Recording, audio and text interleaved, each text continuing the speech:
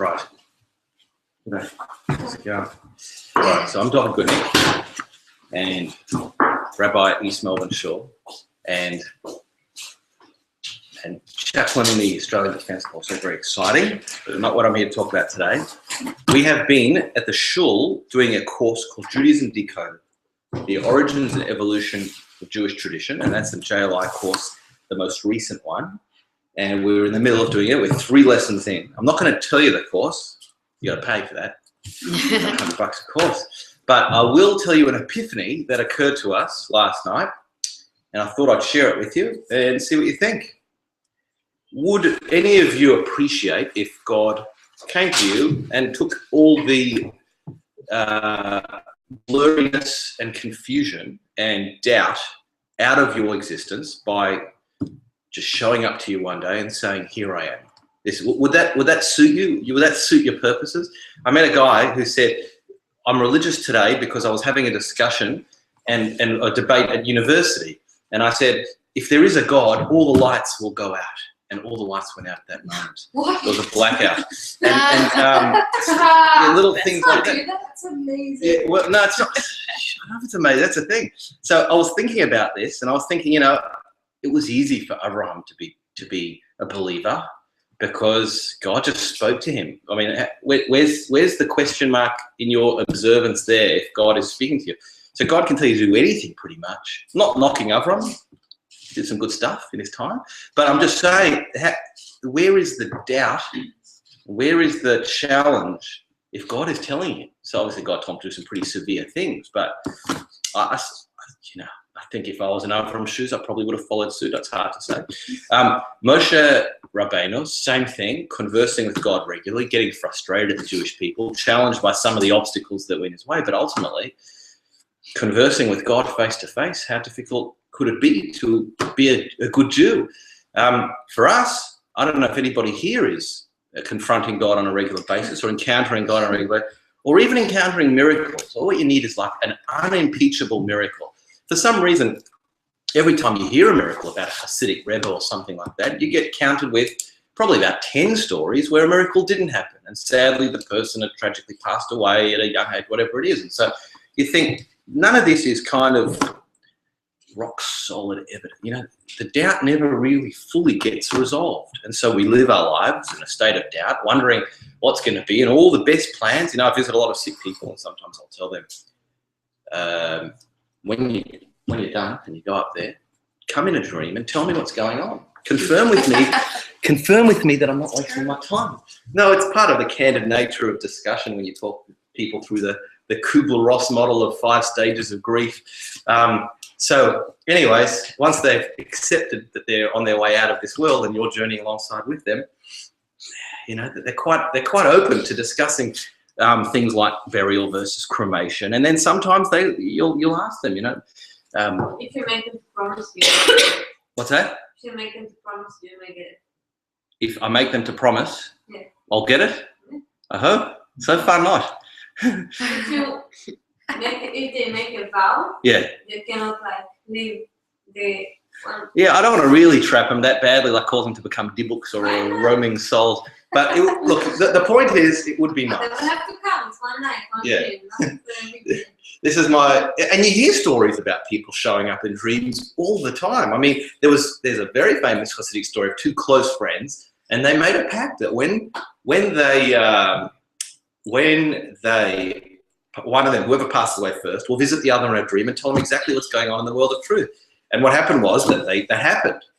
And he came back and told them what's going on in the world of truth and said, it's interesting, all the people that believed are experiencing.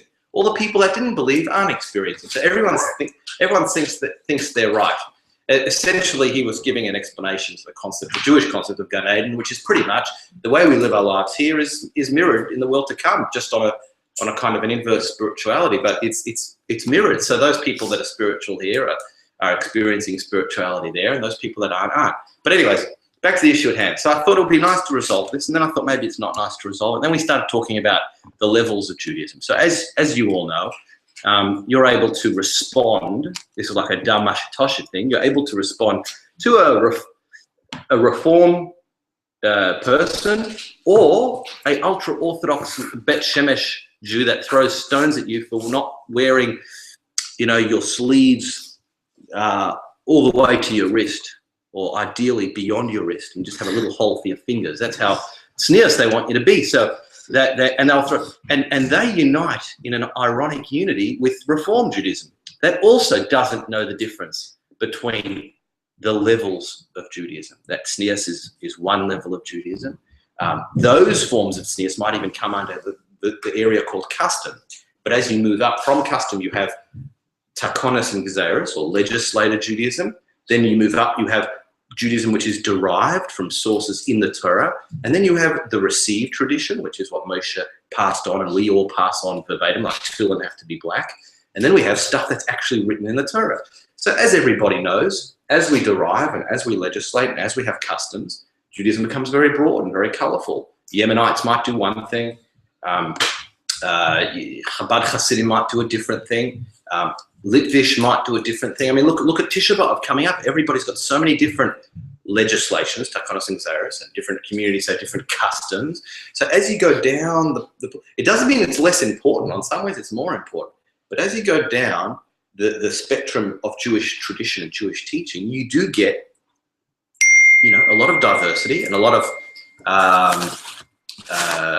color and a lot of ability to adapt and to change in each generation. So yes, you don't have to have a fight over the color of your garment. If somebody one day comes to shul on a Shabbos in a white kapota and a white hat, so like spy versus spy when I was a kid, there was a black spy and a white spy. So everyone else will say the black spy.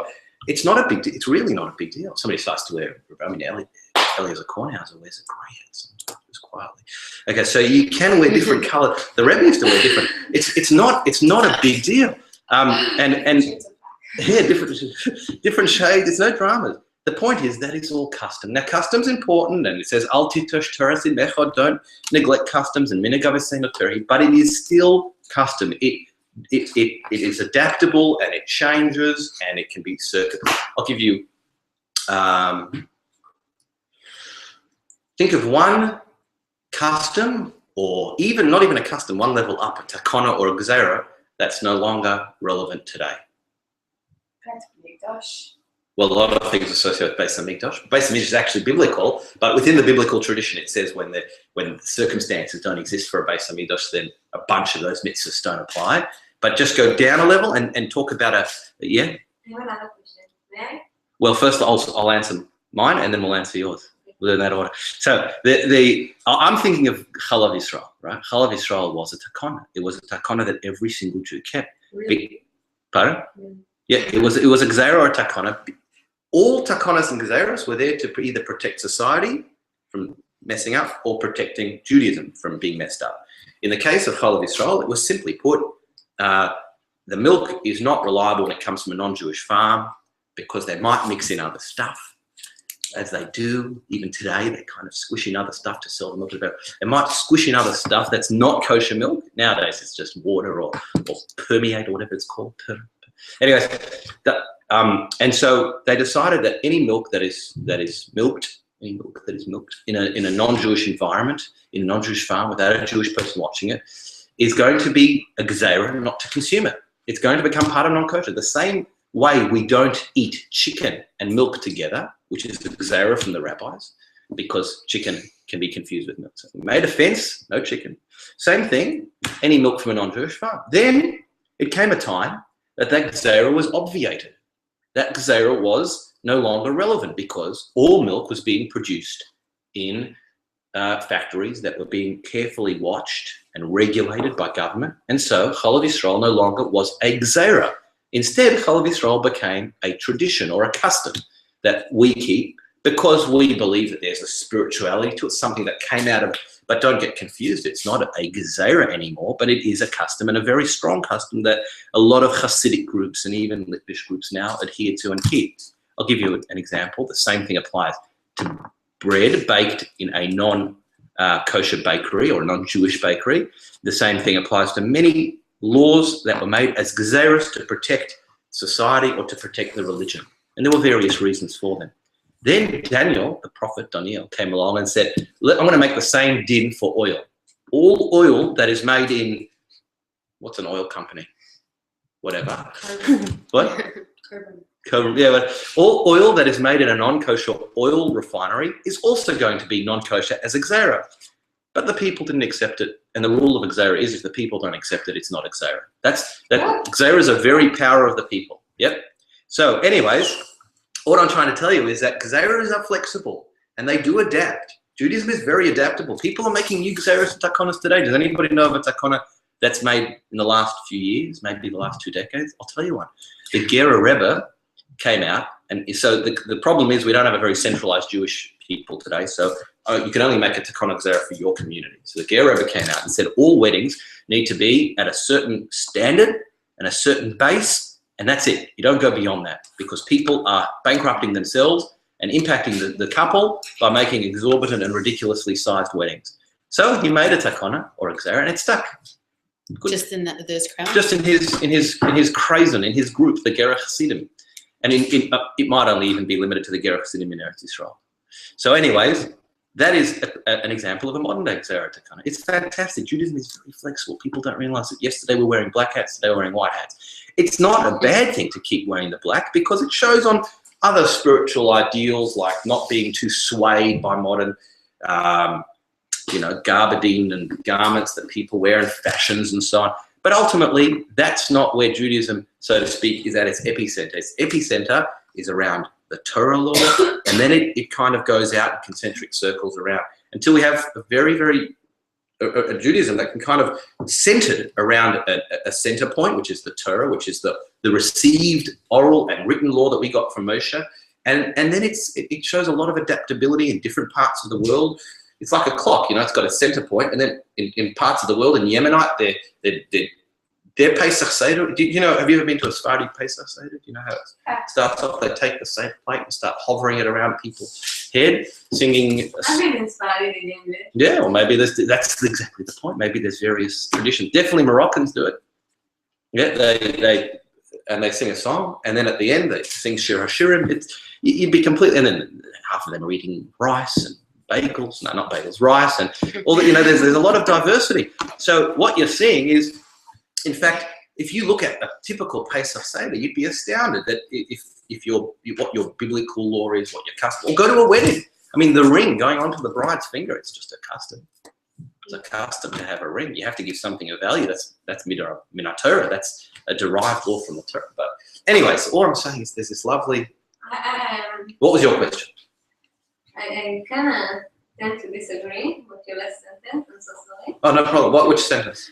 With the ring, otherwise it wouldn't be so crazy about the whole ring thing. Well. You have millions halachot about the ring itself. No. It's not. Yeah, good.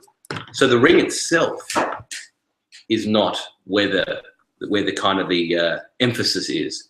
The value of something being given from a man to a woman. That's Minat Torah. So why it's supposed to be clean? Why no diamonds? Why not? Well, because we have to be able to value it very simply and very clearly. We have to be able, as soon as in fact, on the contrary, that argument means it probably shouldn't be a ring. It would be better if it was $100 note. Everybody would then know exactly what it is, what is valued. Here is $100, or maybe I don't value the bride so much, $5, and I'm going to give it from the groom to the bride, and we are married, Kiddushin, it's crystal clear. But for some reason, Chazal, a custom was born throughout history, throughout the Talmud, to make it a ring is the object of value. Everybody agrees that min haTorah, an object of value, needs to be transferred to affect Kiddushin. What? So halacha? Customs can be included in halacha, but no, it's not a halacha in the sense that idea of using a ring rather than any other object of value, that is not halacha. The ring itself is a custom that was born. Once we are using a ring, if you're going to use a ring, there's going to be lots of halachas. It's a bit like kaparas. Kaparas is a custom, but yeah, it's a custom. It's a custom that Rabbi Yosef Karo calls a dark custom. He doesn't particularly like it. But in Ashkenaz circles, it's become a really strong binding custom. But then once we are performing that custom, there's a lot of halachot that apply to the way we treat the chicken, the way we shech the chicken, what we do with the chicken, giving it to the pork. So halacha can come and shape a custom. But still, the fact that we use a ring is a custom. But if you're going to use a ring and follow that custom, al pi halacha, the ring has to be a certain value, a certain clarity, easy to value, owned by the groom, placed onto the hand of the right hand to right hand. All those halachas still apply, like the halachas of any kinyan. But the fact that we use a ring in isolation, that is a custom. So. But if it's been a custom since whatever, it's like not custom. No, it still stays a custom. I mean, we have customs from Moshe. You know, like the first paragraph of Birchat HaMazon, of benching, is a custom. The law is that you just have to say, "Dear God, thank you for the grub," or something like that. And instead, we have this long paragraph. The first one is a custom from Moshe Rabbeinu. The second paragraph is a custom from Yeshua. The third paragraph is a custom from. So in other words, the fact that we have to make a blessing after meal, I think it's David and Shlomo had the last. The fact that we have to make a custom, that we have to make a blessing after meal is biblical. The form of that is custom. The fact that we have to give a kinyan, an acquisition of some value to the bride to marry her, is law from the Torah, derived from the Torah. What the object of value that we give is, deciding it's going to be a ring, is custom. Once we're doing that, we just have to make sure that we're still fitting, that ring fits into the objective of the Torah, and so we have to be easily valued, etc., etc. I'll give you one more custom that. But it wasn't like my original. Oh, what was your original question? Go ahead. So if there is some people, yes, they wear black, and then they wear gray, and then they wear blue, yeah, and then they have a suit in green. Yes. Does it say anything practically? No, that's the whole point of what I'm saying, is that the only time halacha comes into fashion in that sense, in the men's repertoire, the summer, kind of fashion, would be when it comes to modesty and so on. Or halacha says when you are wearing something in the form of idol worshippers or following the Gentile way, but there's various parameters of that law. But the fact is that if it's a hot Shabbos and you wear a hat with little holes in it, or a lot of flies, and you wear corks coming down like an Aussie outrigger bushman or whatever it is, then as long as that's considered respectful for prayer and so on, then there's no real. I don't think it's respectful. I mean, anyway, so maybe the corks are not respectful. All I'm trying to suggest is, I'm not saying that custom should be scoffed at. I'm not saying everyone should start showing up at shul in pink kapotas and red kapotas and striped kapot. I'm just, on the contrary, there's something very rich about sticking to your custom. But when it comes to what is the epicenter of Judaism and how does it kind of impact and affect, you have to know that custom's going to have a lot of flexibility. It's going to change from one. So everybody says, if I keep Judaism in your synagogue and then I go to another synagogue, am I still going to be able to keep it? Is it going to be the same? The principles will be the same, but the applications might be different. If Moshe Rabbeinu walks into my shul or walks into this room right now, we'll say, it's a funny looking Judaism, but the principles are exactly the same. You're observing Shabbos the way I expected you. You're observing Pesach the way I expected. But then you've got some really weird customs. Like Moshe wasn't around when they decided on the legislation or the gezerah called muktzah.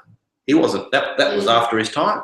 So Moshe Rabbeinu wouldn't have needed muktzah. Everybody understood the importance of Shabbos without needing. Everybody knew the spirit of Shabbos is to be holy, spiritual, study, spend time with family. Nobody was thinking of tricks. Oh, I don't touch my computer, I don't touch my phone, but instead I'll clean out my garage on Shabbos. Nobody thought like that. But now, as the generations got weaker, so rabbis came, the gezerah, not to touch anything that's not relevant to Shabbos, muktzah, classical gezerah or takoniyah. So the end of this question is, yes, in shortcut, yes, if you walk into a shul full of people with black suits and wear a gray suit, what's like? Well, that's fine. There might be, you might have to put up with a bit of steching and ribbing from your friends, but is that the same? Is that the same as turning on a light on Shabbos when nobody's watching? Yeah, is that the? Obviously not. In other words, that is, and so I'm not saying you should be that one, pick me, that one sheep, the one black sheep amongst all. I'm saying if you walk into a shul 1 week and everyone's wearing black, and then you go to Singapore or Hong Kong, or you go to China, or you go to Bucharest or whatever, and you find Jews wearing white jackets, it's the same religion. No dramas. Custom.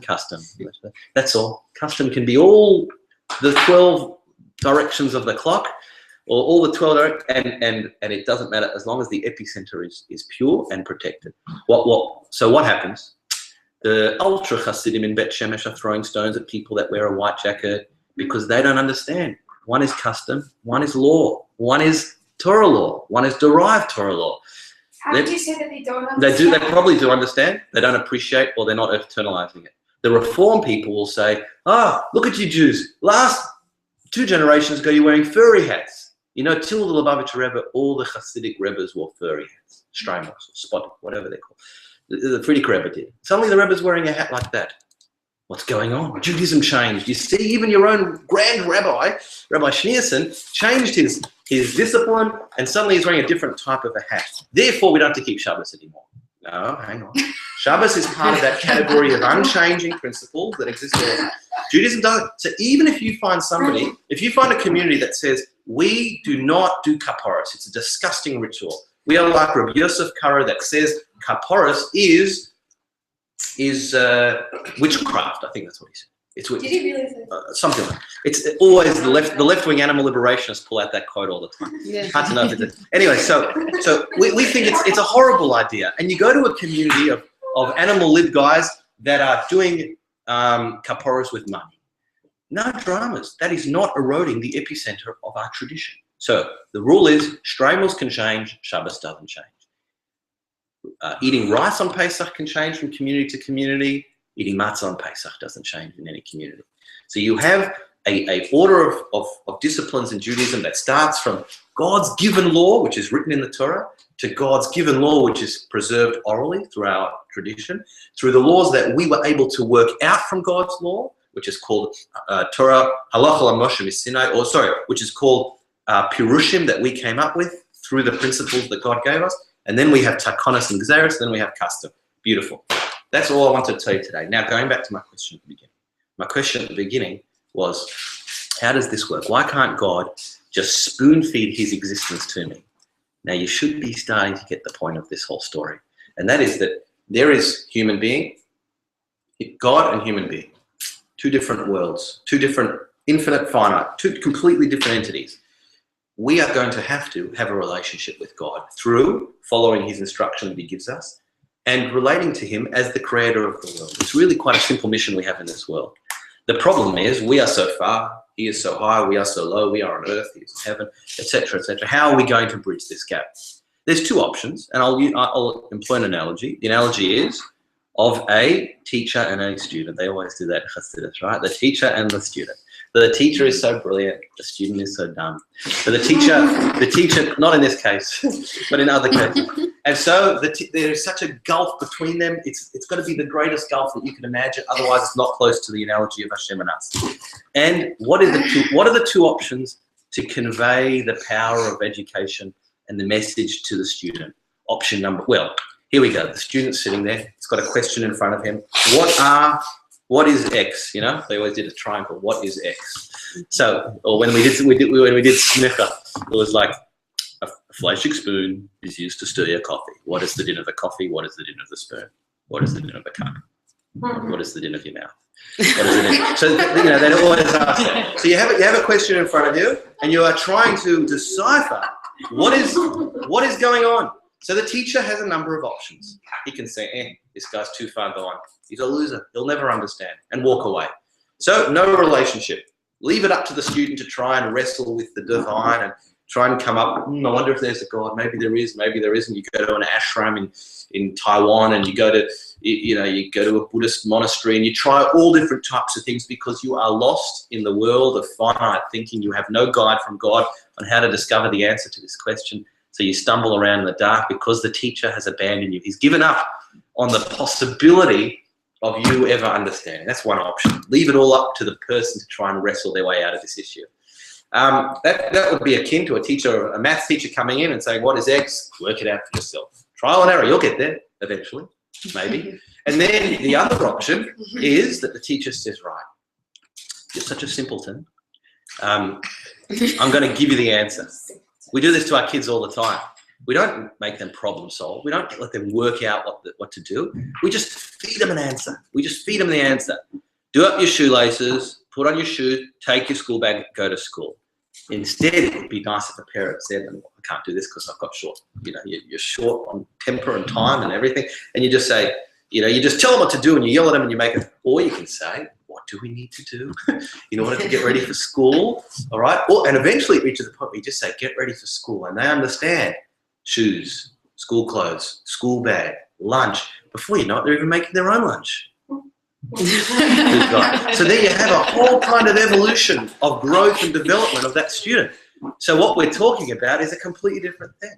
And so now you should be able to understand the different areas of Judaism. When God gives us the principles, and then he said, now I'm going to take a step back, and from those principles, I want you to work out or derive the biblical law. Then I want you to legislate rabbinic law. Then I want you to create customs. What he's saying is there is a transition from me giving you the core principles to you developing those principles and embellishing them and working it out for your own, so that you have a blend of both things, a godly matter, which is the core, and the expression and the development of the human, which is what we're doing with customs and law and legislations. Good? You got it? Make sense? So we have the same thing with Dira B'Tachtonim. God says, I can't make holiness in this world, but I can't abandon you to try and do it on your own because you can't do it without me. God gives us little kernels of holiness and expects us to sow that seed and grow a whole tree of holiness. And then it produces fruits of holiness, go back into the ground, produce a forest of holiness. This is exactly like what Eliezer Berkovitz deals with. Like, Lo Mashmaim, he has an entire book on everything's not from heaven. That it's meant to be up to us, because if God gives everything, we get bored. Well, it's more than just getting bored. But you're right. It's getting bored, and it's not fulfilling, and it's ultimately not creating a bridge between the two. If God just places it upon us, it's like he gives us the forest. Instead, he gives us one seed. We plant it, it grows a tree. And suddenly the human has created the forest of holiness. And with the kernel and the seed, as long as we don't drift away from that kernel, start planting our own weird stuff, we're fine. And the other thing is, of course, as long as, the flip side of it is, as long as we are cultivating and growing and developing it. So I'll go back to my first question, which was, why doesn't God just give us his reality? The answer is, sadly, it's not so simple.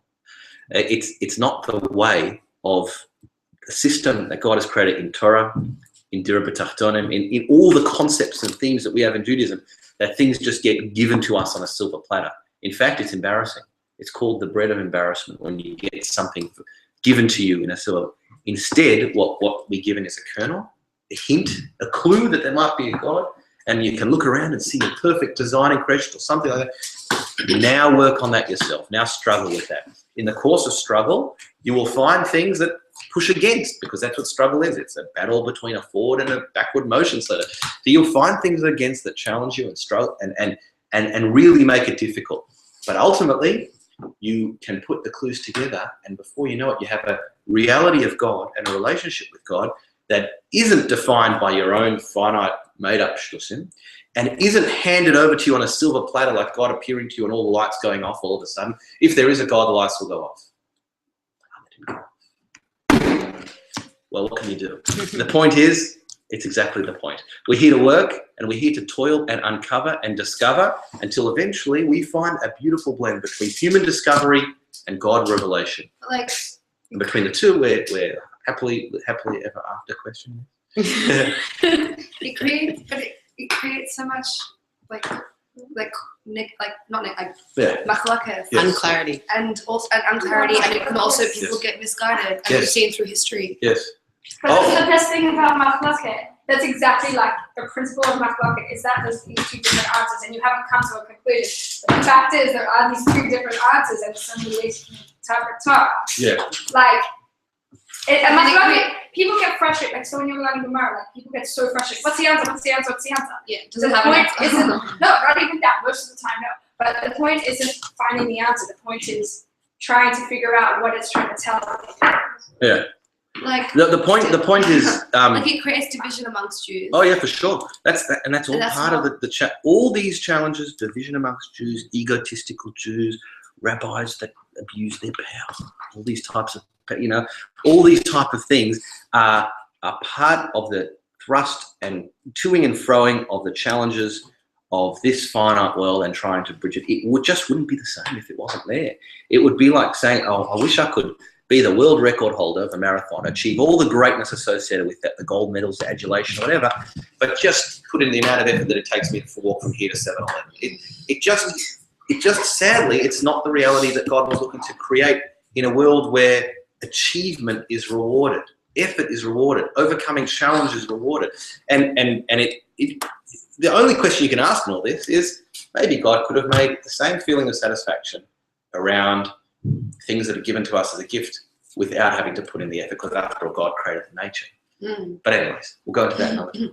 Except for to say that certainly this is the reality of the world that we live in. The machlokas, by the way, is only in parts of Judaism. And again, not principles. Not at the principle level, not at the written Torah level, not at the what we call the received Torah level, which is all like tefillin are black. Nobody ever argued tefillin should be white.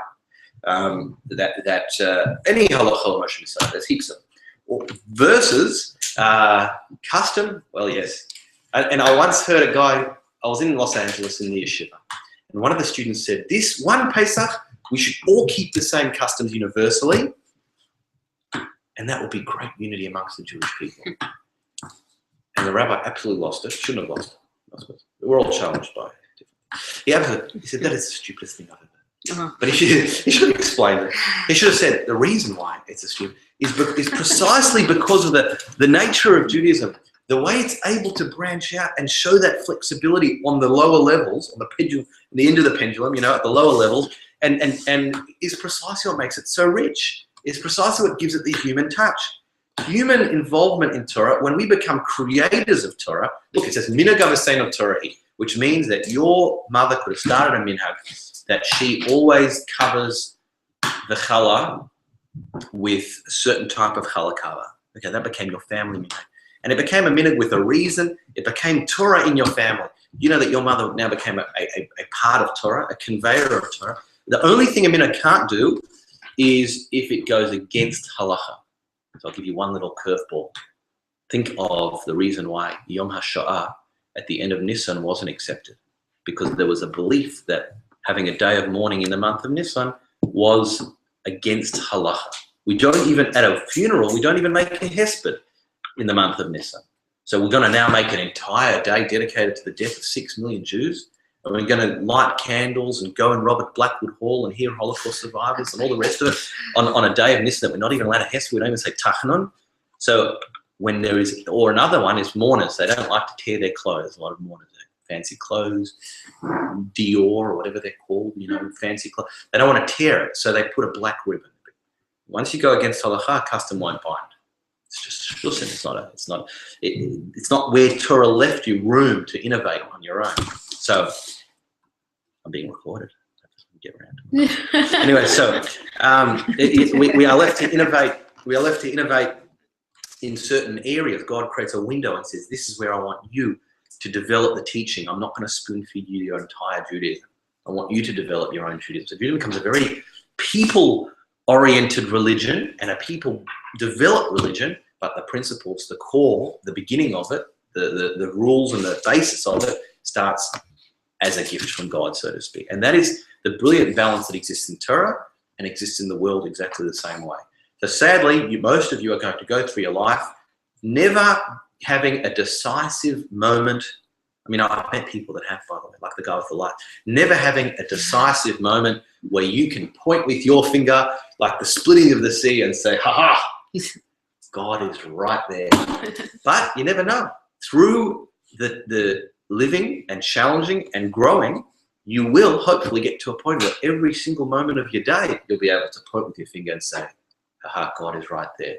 And you won't need to have splitting seas and talking donkeys and all the other stories in the Torah to get you to believe in God, because you have grown enough and spiritually sensitized yourself enough that you will discover Hashem in every aspect of your life. And then you've done the Dira B'Tachtonim job, because suddenly even the most mundane, boring activity like tying your shoelace becomes holy and vested with divinity. And that's precisely what he wanted. So we've got it all worked out. Now we just have to do it. And it's something that occurred to us as we were discussing all this last night. We watched how the human involvement gets balanced with the godly involvement, and how in the area of Torah from Sinai, it's called more God. Like you said, Torah lo b'shamayim. It's given over to the human to grow and develop. But it also says Torah min hashamayim.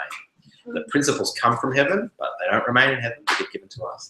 And it's the same with, so just watching, this is a great class. We've got this tree access, and some certain time of the day you might get a bit of sun coming in, and you're just able to look out while you're studying Hasidus and just see, that this divine reality is just part of our existence.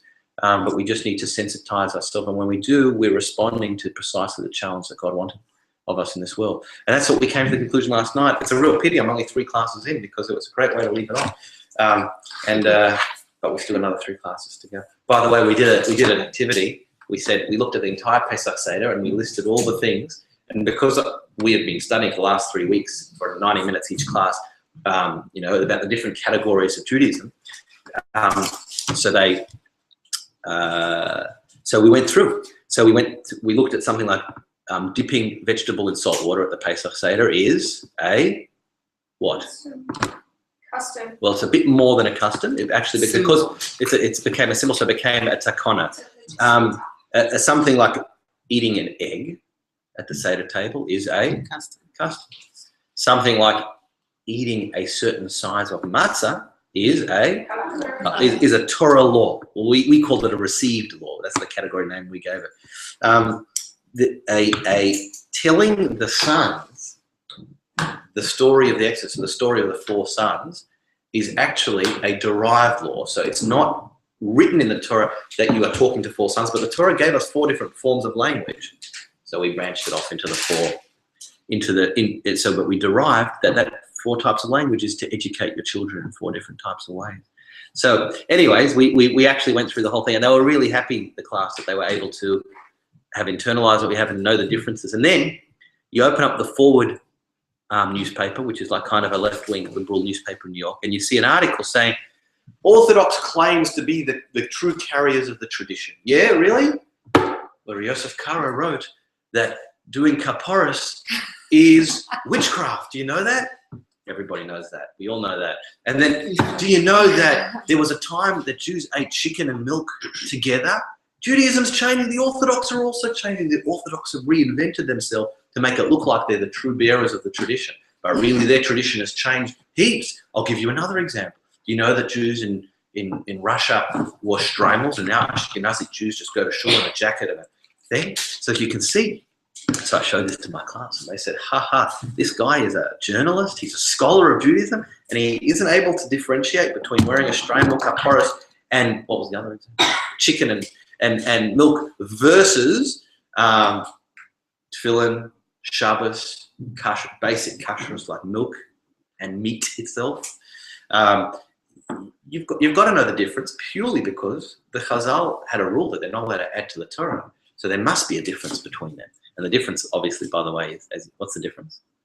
What's the difference when it comes to a mitzvah midrabanan and a mitzvah min Torah? A gezerah and takana versus a law in the Torah.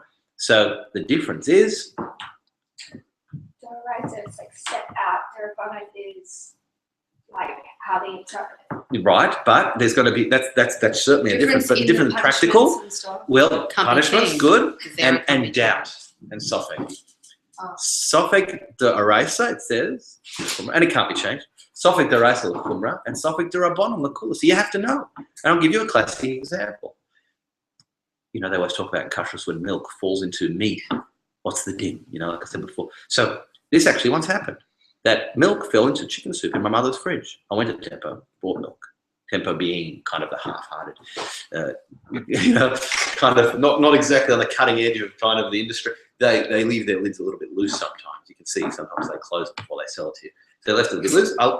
Me being a half-hearted kind of shopper, put the milk sideways into the fridge, and little drips of milk dropped down from one level of the fridge to the other. And as it dropped down, it landed on the lid of the chicken soup, ran down the lid of the chicken soup, and got through an opening on the side between the lid and the pot. So we had, like what I spent 6 years learning in Smicha, a din of milk falling into chicken soup. except for the fact that if you know, chicken is just midrabanan. It's just a gzeira that was created later to protect from lest we come to have meat with milk. So if that was a meat soup, it would be one din, and if it's a milk soup, it would be a different din. Now, what's the din? What's the din of kashrus? You all know. Yeah, but what's shishim based on? What's it based on? Taste, flavor. If you can taste the flavor, then you know that thing is there, and therefore it's now no longer kosher. The mixture is considered to be treif, or not kosher, no good. But if you can't taste it, it's fine. And we can't taste it ourselves, so we rely on the 1/60th rule. So let's say it's a meat and 1/60th falls in, it's definitely going to be no good. And the same with chicken. But what happens if I'm unsure if 1/60th fell in or not? There is a suffix. Well, if it's a meat soup, I will chuck the whole thing out. Can't take a risk if I'm not sure. But suffix derabanan l'kula. And therefore, if it's a chicken soup, I can consume the chicken, as long as I'm not fooling myself, as long as it's a genuine doubt, I can consume the soup with that little drop of milk in it. By the way, question, what happens if an hour later, somebody else puts a bottle of milk in and another 1/60th falls in? Do those two 1/60th combine together to create 2/60th and therefore render it non-kosher? Or has the 1/60th already been converted to chicken soup and then it all fights again the new 1/60th? Anyways, I'm not going to answer that question. No, it's a good question. But it's all part of what we spent all those years studying, and that's why it's fun to talk about. But the conclusion is that because it's chicken soup, we can be lenient. Because meat soup, we be strict. But then along comes my mother and her minhag, which is just chuck the whole thing out. But really, the Shulchan Aruch and the commentators talk about the idea of sometimes celebrating and embracing the unique kind of decisions of Chazal and of the Torah. And if 1/60th is 1/60th, then we should go out of our way to eat it. Do you know that if 3 identical pieces of meat get mixed together and it's called yavish b'yavish, you can eat all 3 even if one is not kosher and 2 are kosher, and you have no way of knowing the difference between. Or you, according to one opinion, you chuck one out and you can eat 2 even if you might be eating the non-kosher one. Once it's bottle, it's bottle. It's as simple as that. So sometimes we should embrace. That's what I tried to argue with my mother, but it was too late. While I was arguing with my father, my mother was taking care of the issue at hand and starting to put up a news. So that's how it all resolves, and that's the end of the story. The end of the story is quite simply, we are going to be challenged, but eventually we're going to come to a point where there's a perfect harmony between the human involvement and the godly involvement. That things won't get perfectly spoon-fed to us, but we won't be grappling around in the blind either. We get that perfect bridge between the two until we're encountering God in the way that He wanted us to, and eventually we get to enough people doing this. We've got fulfill Mashiach, blah blah blah. It all ties in. It's very, very lovely. So let's just do it. Okay. Any questions on all this? Yeah. All right. I'm going to do a couple of quizzes with you. Make sure you're listening. I want you to go through every single festival and tell me one custom. Start with Rosh Hashanah. Go. Apple and honey. Apple and honey. Okay. I'm going to go around in order. So you first, Rosh Hashanah, apple and honey. Lucky. Okay. 2, Yom Kippur, a custom. Oh, Not halacha. You can help her out. Kol nidre. Well, Kol Nidre itself could be a legislation. But the wording. Wearing white. Wearing white. Perfect example. Wearing white. Okay. Number 3, Sukkot, a custom. Not a law. Like, I'll tell you, living in a sukkah is the law in the Torah. A sukkah is not allowed to be higher than 20 amas high, is a derived law from the principle of the Torah. A legislated law might be to have cups of water. No. To have a certain shear of food in the sukkah. Might be. Not prayer. What? Decorating. Very good. What's the most famous custom of Sukkot? Sleeping? No. Sleeping's a din. What's the custom? Think of the last day towards the end. The shanas. Yes. Whacking the willow. Oh, yeah. Classical custom. And therefore, if you ever get to a community, they say, What is this? hitting the arava, the myrtle. Well, no, not the myrtle. The willow on the ground. You've never done it? You don't know what you're missing out on. It's a whole world. Okay. I'll jump to Hanukkah. Hanukkah, give me a custom. This is very hard. Yeah, okay. That wasn't so hard. I was thinking of the custom of adding an extra light each night. So the legislate Hanukkah never was in the Torah. So But it's in that whole argument is in the Gemara. Yeah, it doesn't matter. The Gemara has debates about custom too. But ultimately, the Gemara will be a repository for all the 4 levels of Torah.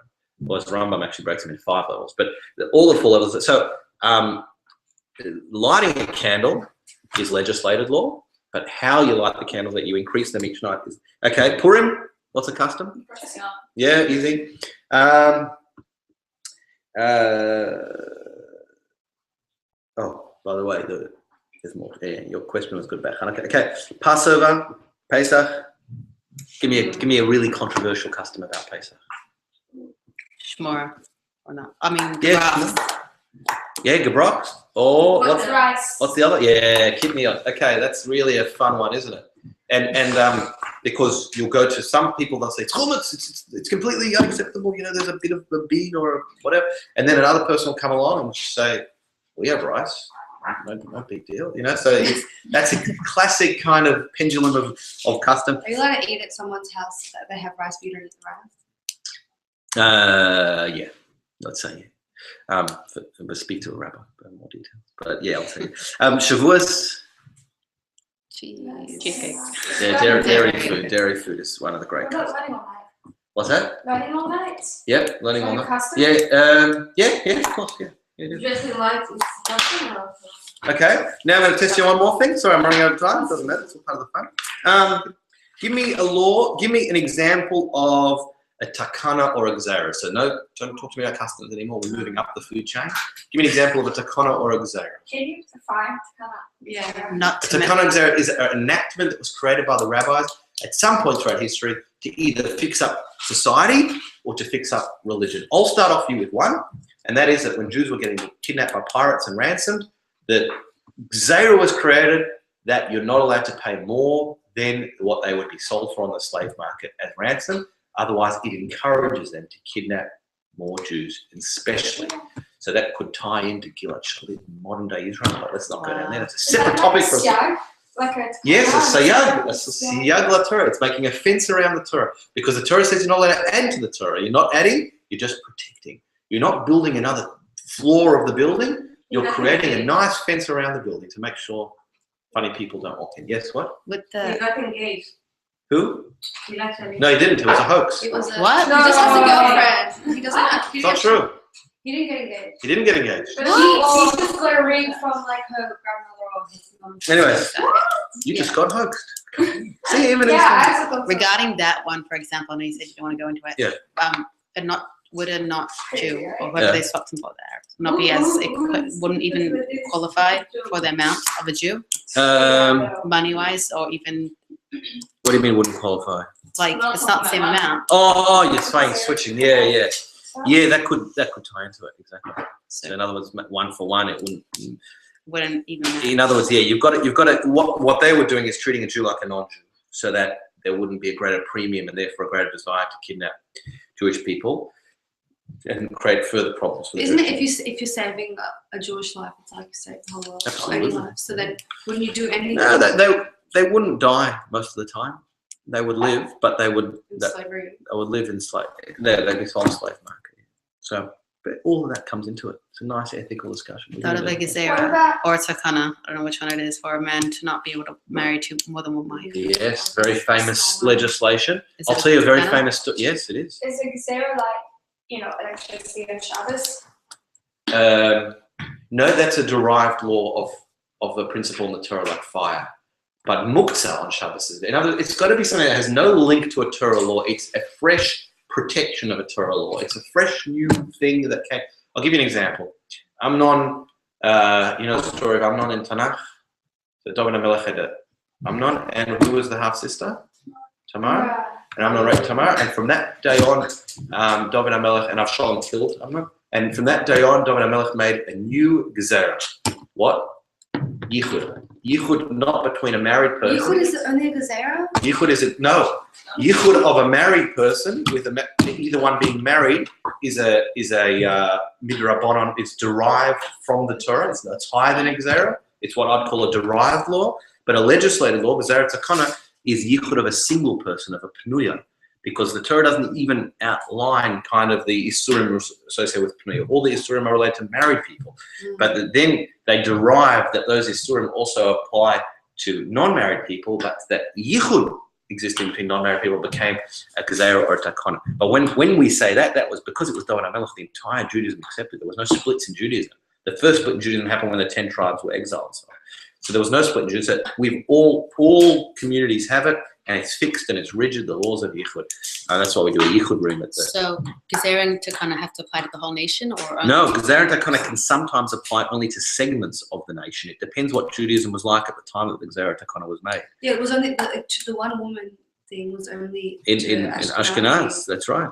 Yes. Well, it may have also been decided, but definitely the renewal of it. So he said only for 1,000 years, it's been more than 1,000 years, but the renewal of it. But yeah, possibly Rabbeinu Gershom was an Ashkenaz. So I have a question. yeah, okay. Okay, so like for example, in modern halachot, Yeah. like my favorite example, which I've probably said 100 times, is like wearing like Aladdin hats. Like that's an example of like shayla of Yeah. Is that the reverse of a siyag? Like is that going backwards? If you say like you're allowed to do this if you want to. Yeah. Look, the technicality of those type of questions, you have to ask an expert in those kind of fashion and sneers and modesty, all that type of stuff. But you can not reverse a siyag, but you can explain a siyag. You're more allowed to say that the spirit and the concept that they were talking about no longer exists, like I said before of Chalav Yisrael. So what they were talking about were farms when it was chaos, so you can say, like they made a siyag. What was the siyag? Uncovered water because of the snakes. Now we don't live amongst snakes. Well, they didn't know we were going to live in Australia, but anyways, we don't live where snakes are rampant. We don't live in desert kind of. So that law, that siyag, that gezerah no longer kind of is relevant to our circumstance. So we don't throw it away, but we say the circumstances that we're in now, it doesn't apply. So you're allowed to uncover? You're allowed to drink water that was uncovered overnight. Really? I don't know.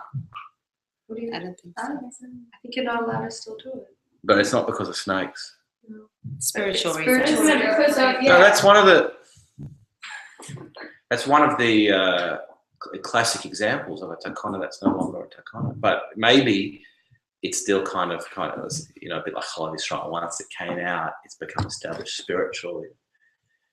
It's like people pouring out a little bit of water from a new bottle or something. Yeah. It might be kind of along those lines rather than. Is that like a thing? So in other words, it's a thing, but it's not I wouldn't call it a legislation or a takana as such. So it's one of the examples that the Sfarim bring up when I was reading in the Encyclopedia Talmud. But okay, I'll leave that one open-ended and get back to another time to conclude that. Anyway, so I'll give you three more. Is shechting siyag or direct law? Shefting. Yeah. Shefting is not in the Torah at all. It's not it's one of those few things that are from God, but they're not in the Torah at all. So what is it? It's part of that original oral tradition that God gave Moshe and Moshe passed on to us. We call that the received oral tradition, Torah Sheval Peh - received, and it's part therefore called Midah Eraisa still, but it's not in the actual Torah. But it is of the highest level of oral tradition, which is called the received oral tradition. So it's not a siyag. It's certainly not a. It's hinted at.